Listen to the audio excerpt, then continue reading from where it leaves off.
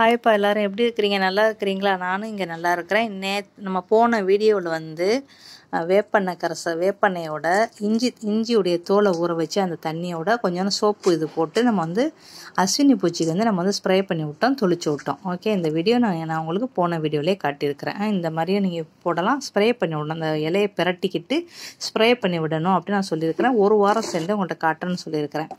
ஒரு வாரத்தில் நான் வந்து 2 நாள் வந்து நான் ஸ்ப்ரே பண்ணி விட்டேன். ஓகே, இஞ்சி தோலுடைய தண்ணி, அப்புறம் வந்து வேப்பெண்ணெய், கொஞ்சோண்டு சோப்பு. உங்களுக்கு போன வீட்டில் கட்டுறப்ப இந்த மாதிரி நம்மளுக்கு இருந்துச்சு. அதை நம்ம வந்து ஸ்ப்ரே பண்ணி விட்ருக்குறோம். ஸ்ப்ரே பண்ணி விட்டுட்டு கரெக்டாக ஒரு 3ஆம் நாள் நான் போய் பார்த்தேன், கொஞ்சம் பாதி குறைஞ்சிருந்துச்சு. அது இப்போ கரெக்டாக ஒரு வாரம் ஆச்சு. நான் போன செவ்வாய்க்கிழமை நான் ஸ்ப்ரே பண்ணி விட்டேன். இந்த செவ்வாய்க்கிழமை உங்களுக்கு நான் வீடியோ எடுத்து இன்றைக்கிட்டு நான் போஸ்ட் போடுறேன். ஓகே, இதை நான் உங்களுக்கு இன்றைக்கி நான் வந்து ஸ்ப்ரே பண்ணி விட்டுட்டு அது வந்து எப்படி இருக்குது இந்த மாதிரி ஸ்ப்ரே பண்ணி விடணும். அப்போ தான் நம்ம அதாவது இலையை பிரட்டிக்கிட்டு நம்ம ஸ்ப்ரே பண்ணி விடணும். அந்த இலை பிரட்டு தான் இருக்குது. எல்லா இலையிலும் இருந்துருந்துச்சு, ரொம்ப ஓவராக இருந்துச்சு அப்படின்னா நீங்கள் வந்து எப்போ நீங்கள் அதை ஸ்ப்ரே பண்ணி விட்டப்பறம் உங்களுக்கு வந்து ஒரு 70% குறைஞ்சிரும். அதுக்கப்புறம் எதுவும் இலையில இருந்துச்சுன்னா நீங்கள் அதை எடுத்துருங்க. இப்போதைக்கு ஸ்ப்ரே பண்ணி விட்ருக்குறோம். இது என்ன நடக்குதுன்னு உங்களுக்கு நான் காட்டுறேன். ஓகேயா?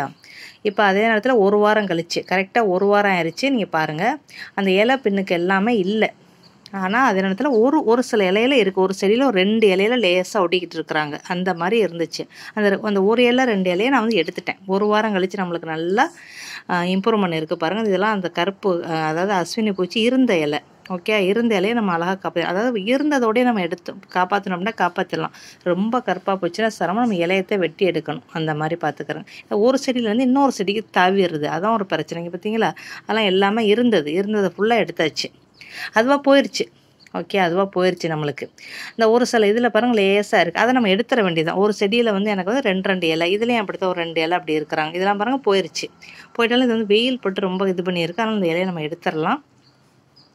இந்த மாதிரி நம்மளுக்கு ஒரு சில இலைகளில் நம்மளுக்கு இருக்கிறாங்க. அதை நம்ம வந்து எடுத்துட வேண்டியதான். இது வந்து நம்ம வந்து 2 தடவை நான் வந்து ஸ்ப்ரே பண்ணி விட்டுட்டேன்.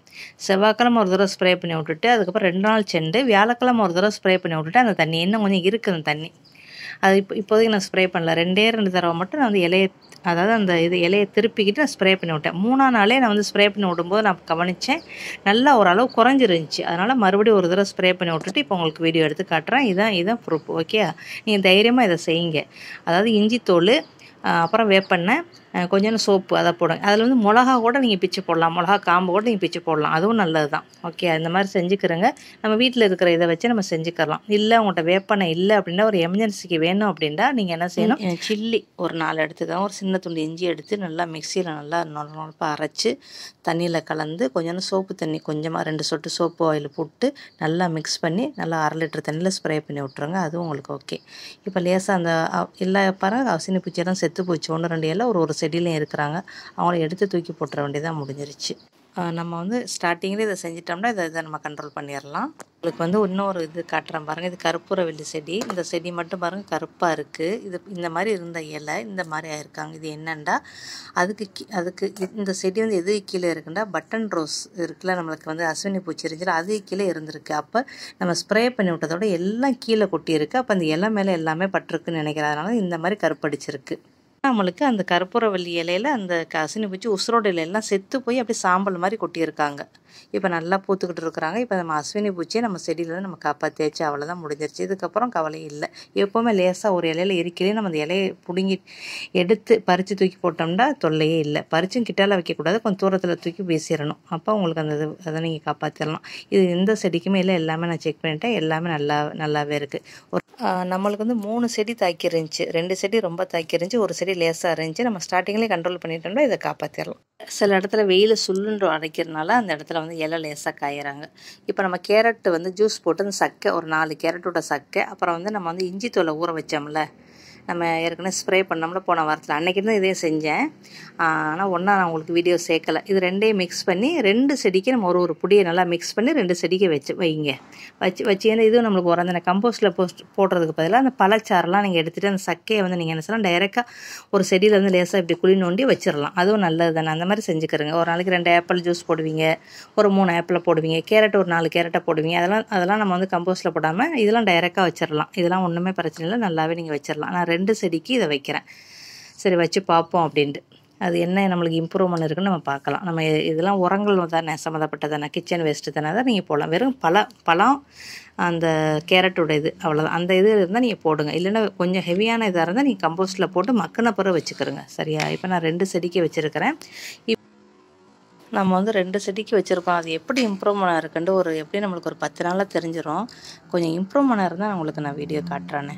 நம்ம வந்து டைரெக்டாக வச்சுருக்குறோம். ஓகேயா? பார்க்கலாம். இந்த மாமரம் வந்து நாங்கள் வந்து வாங்கி வச்சு கரெக்டாக 7 வருஷமாக 6 வருஷமாக சொல்லி காய்க்கவே இல்லை. என் வீட்டுக்காரவங்க வந்து ஏதோ ஒரு வீடியோ இந்தோனேசியன் வீடியோவை பார்த்துட்டு அவங்க வந்து அந்த மரத்தை வந்து 2 அடி கீழே விட்டுட்டு 1 அடியிலேருந்து 2 அடி விட்டுட்டு லேசாக அந்த தோலை மட்டும் லேசாக செதுக்குனாங்க. ஓகே, செதுக்கி துணி வச்சு கட்டி விட்டுட்டாங்க. கடைசியில் வந்து 1 வாரத்தில் துணியை அவுத்தாச்சு. அவுத்ததோட கரெக்டாக ஒரு 2 மாதமாக சென்று அந்த காய்க்காத மாமரம் செஞ்சு நம்மளுக்கு காய்ச்சிச்சு. கரெக்டாக 1 அடி 2 அடி விட்டுட்டு மேலே லேசாக செதுக்கி விடணும் அந்த சுற்றி.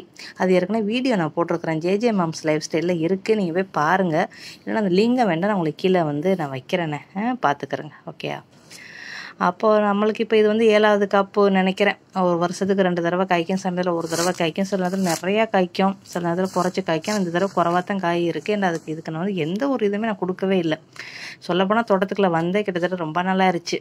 ஆமாம், கொஞ்சம் உடம்புக்கு முடியாத நம்ம வர்றதும் இல்லை. இப்போ தான் ஒரு மரம் அது மேலே சாஞ்சிருந்துச்சு. அப்புறம் தான் பார்த்தா கொலையாக கிடக்குறாங்க. ஒரு 20-25 காய் கிடக்குறாங்க. அதில் வந்து ஒரு 7-8 காய் வந்து விரிஞ்சு வீணாக போய் கிடக்குது. அந்த விரிவு எதனால் வருதுன்னு எனக்கு சொல்ல தெரியலை. இப்போ நான் வந்து சும்மா எல்லாத்தையும் பிடுங்கி விட்டேன். சரி, ஆளுக்கு 2 கொடுத்துருவோம் அப்படின்னு பிடுங்கி. இது வந்து கல்லாமல் தான் பிடுங்கி, இது ஊரில் கொண்டு வந்த செடி.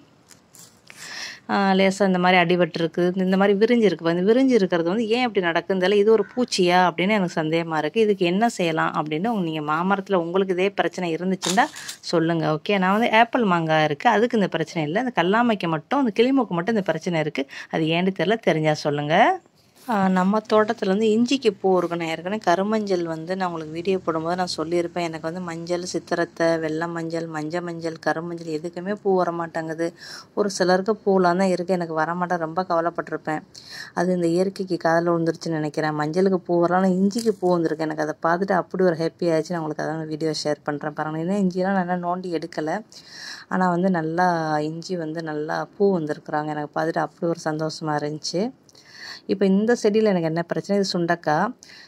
இந்த செடியில் மட்டும் இல்லை, என்னோடய பல வகையான அதாவது ஃப்ரூட் செடிகளுக்கு ஃபுல்லாக எல்லா பழ செடிகளுக்கும் எனக்கு வந்து சரியான எறும்பு உட்காந்துட்டு இருக்கிறாங்க. நாவல் மரம், மாமரம், அப்புறம் வந்து பூஞ்செடியில் கூட படர்ந்து கொடியாக போகலாம். அந்த பூஞ்செடியில் கூட எறும்பு அப்படியே கூடு கட்டிக்கிட்டு அப்படியே சிகப்பெரும்பு அப்படித்தான் இருக்குது. ஒரு மாங்காய் எடுக்கிறதுக்குலாம் 92 எறும்பு நம்ம தலையில் வந்து விழுந்து கடிச்சிருது. ரொம்ப கஷ்டமாக இருக்குது. உங்களுக்கு எதுவும் மருந்து தெரிஞ்சால் கொஞ்சம் சொல்கிறீங்களா? அது என்ன மருந்து நம்ம ஸ்ப்ரே பண்ணி விடலாம், என்னதை தொளிச்சு விட்டா நம்ம செடிக்கு ஆபத்து இல்லாமல் போனால் அந்த எறும்பு மட்டும் சாகணும், அதுக்கு எதுவும் வழி இருந்தால் கொஞ்சம் சொல்லுங்கள். உங்களுக்கு தெரிஞ்சால் சொல்லுங்கள், கண்டிப்பாக ரிப்ளை பண்ணுங்கள். இது சுண்டைக்காய் நல்லா காய்ச்சி கிடக்குறாங்க. இந்த மரத்தை நம்மளுக்கு வந்து எல்லா பல வகைகளோட செடிகளுக்கு ஃபுல்லாக சரியான எறும்பு இருக்குது.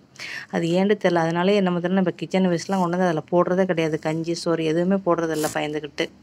எதனால எறும்பு வருதுன்னு நம்மளுக்கு தெரியலை. உங்களுக்கு தெரிஞ்சால் கமெண்ட் பண்ணுங்கள். ஓகே, இன்றைக்குள்ள பதிவு உங்களுக்கு ரொம்ப பயனுள்ளதாக இருக்கும். நெக்ஸ்ட் பதிவில் பார்த்து சந்திக்கலாம். Bye, see you.